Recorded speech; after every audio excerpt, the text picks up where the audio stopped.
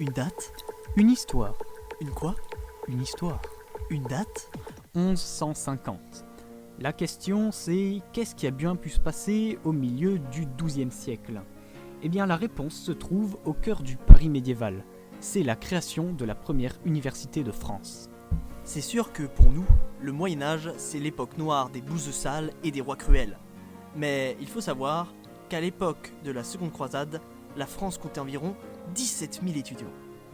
Pour un pays qui ne comptait pas encore d'université et où les moines et les monastères étaient les principaux centres de savoir, c'est quand même impressionnant. Eh bien dans cette université, les enseignants étaient évidemment des moines et des hommes d'église qui transmettaient les savoirs antiques comme la philosophie, bien sûr accompagnée de théologie, les arts oratoires pour faire de la politique, les mathématiques, le droit, la médecine. Bref, des savoirs prestigieux qui ont fait la renommée de cet établissement au Moyen-Âge.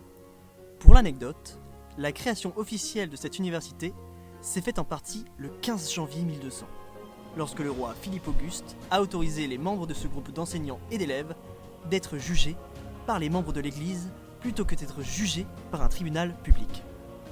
Cette décision fait suite aux grèves des enseignants de l'université. Pourquoi ?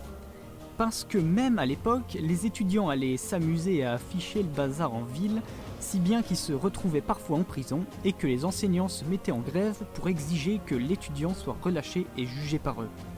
Donc, au final, 8 siècles séparent les étudiants de nous. Pour vous dire, la cathédrale Notre-Dame de Paris, construite à seulement quelques dizaines de mètres de l'université, date de cette époque. Et pourtant, assez peu de choses ont changé. Les profs font grève et les étudiants font la teuf.